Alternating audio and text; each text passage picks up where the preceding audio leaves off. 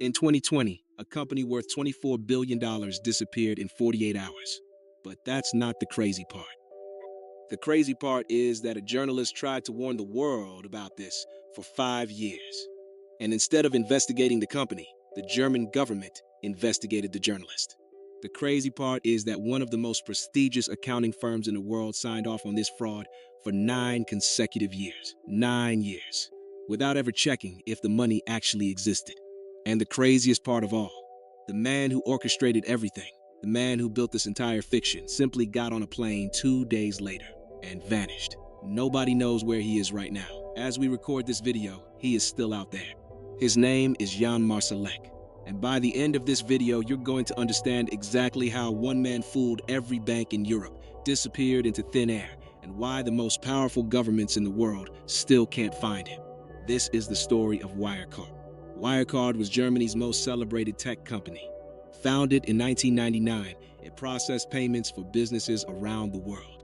Think of it as Europe's answer to PayPal. By 2018, it was worth more than Deutsche Bank, one of the oldest and most powerful financial institutions on the planet.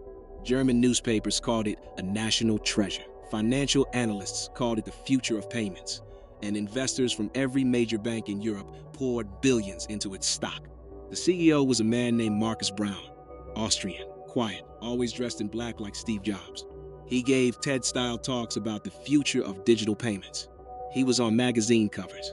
He was invited to speak at the World Economic Forum in Davos. He had the kind of calm, quiet confidence that makes people hand over their money without asking questions. And that is exactly what they did. But there was someone else inside Wirecard. Someone who stayed out of the spotlight. Someone who did the dirty work while Braun took the applause. His name was Jan Marsalek, Chief Operating Officer, fluent in 6 languages, obsessed with intelligence agencies and geopolitics. Colleagues said he would casually mention having contacts inside the Russian FSB, the successor to the KGB. People assumed he was exaggerating. He was not. Starting in 2015, a small team of journalists at the Financial Times began asking uncomfortable questions. Where exactly was all this money coming from? Wirecard claimed to have billions in revenue from Asia. But when journalists tried to verify the numbers on the ground, visiting offices, calling partners, checking registrations, something didn't add up. The Asian operation that supposedly generated hundreds of millions in profit looked, in person, like a series of empty offices and shell companies. Wirecard's response was immediate and brutal. They hired armies of lawyers. They accused the journalists of market manipulation and conspiracy with short sellers. They lobbied BaFin, Germany's financial regulator, to take action. And BaFin did take action, just not against Wirecard. BaFin opened a criminal investigation against the Financial Times journalists. The regulator, whose job was to protect investors from fraud, was instead protecting the fraud from journalists. The stock kept rising. Banks kept investing. Analysts kept giving Wirecard buy ratings. And Markus Braun kept appearing on magazine covers, talking about the future of payments, while Jan Marsalek quietly built one of the most sophisticated financial fictions in European history. So, what was actually happening inside Wirecard? The company claimed to have 1.9 billion euros sitting in 2 banks in the Philippines. That money, they said, was held in escrow accounts as security for their payment processing business across Southeast Asia. It sounded legitimate. It had documentation. It had bank statements. It had signatures from senior banking officials. The problem, none of it was real. When investigators finally contacted the Philippine banks directly, the banks confirmed they had never held those funds. The accounts didn't exist. The documents were forged. The signatures were fake. The entire Asian revenue operation was a fiction, built on falsified paperwork, and a network of complicit third parties who received commissions to pretend the business was real. And here is where it gets truly unbelievable. Ernst & Young, one of the 4 most prestigious accounting firms in the entire world, audited Wirecard's accounts every single year from 2009 to 2018. 9 consecutive years. And in 9 consecutive years, they never once directly contacted the Philippine banks to verify whether 1.9 billion euros in cash actually existed. They relied on documents provided by Wirecard itself. They trusted the very people they were supposed to be auditing. And every year, they signed off. Every year, they told the world that Wirecard's accounts were accurate and truthful. By early 2020, the pressure from the Financial Times investigations had become impossible to ignore. Wirecard commissioned an independent audit by a different firm, KPMG, to prove once and for all that the money was real. KPMG spent months trying to verify the Asian accounts. They couldn't, not because the money was hidden, but because it simply wasn't there. KPMG's report, released in April 2020, was diplomatically worded but devastating. They could not confirm the existence of the funds. In June 2020, Wirecard finally admitted what the Financial Times had been saying for 5 years. The 1.9 billion euros was missing. It probably never existed. Within 48 hours, the stock collapsed 98%. $24 billion in market value evaporated. Thousands of retail investors, pension funds, ordinary people who had trusted Germany's financial system lost everything. Markus Braun walked into a Munich police station and turned himself in. He was arrested and charged with fraud, market manipulation, and breach of trust. He told investigators he was also a victim, that someone inside the company had deceived him, that he had trusted Marsalek and others and had no idea the accounts were fabricated. But Jan Marsalek did not turn himself in. 2 days after the collapse became public, Marsalek boarded a private plane. His destination was listed as Belarus. After that, he vanished completely. German authorities issued an arrest warrant. Interpol issued a red notice, the closest thing to a global most wanted alert that exists. The European Union froze assets. Intelligence agencies across Europe began looking for him.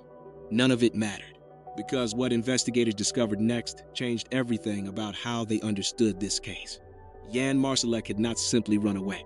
He had somewhere to go. Investigations revealed that Marsalek had been working as an asset for Russian military intelligence, the GRU, for years.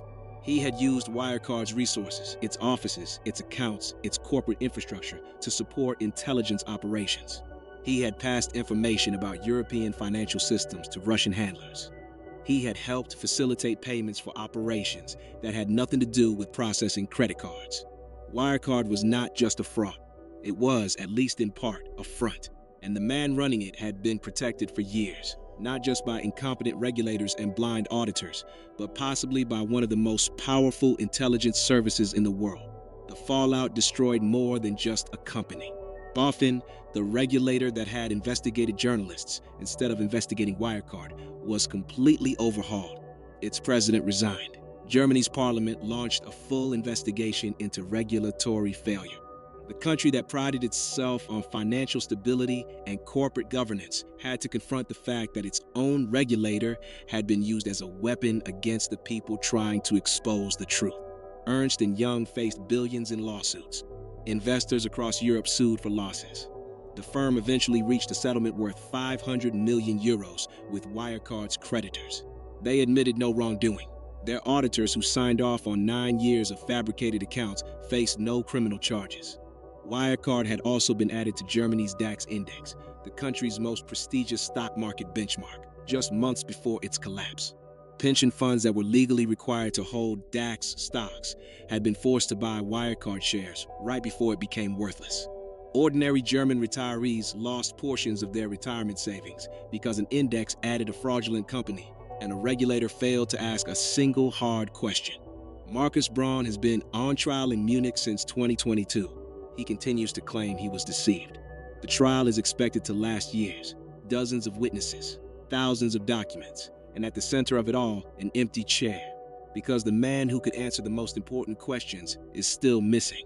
Jan Marsalek is believed to be living in Russia, protected by the same intelligence services he allegedly served. Germany has formally requested his extradition multiple times.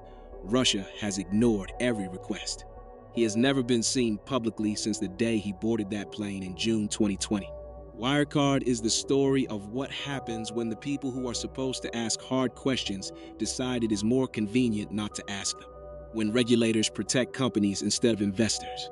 When accountants sign documents without verifying the numbers. When a charismatic CEO in a black turtleneck is trusted, simply because he sounds confident and the stock keeps going up. But it is also the story of something darker.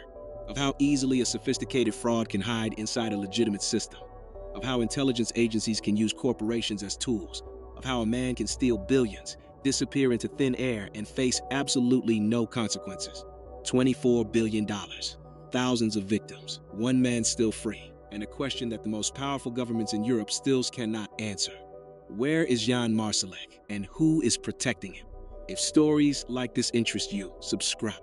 Every week we cover the frauds, the scandals, and the financial crimes that the system would rather you forget.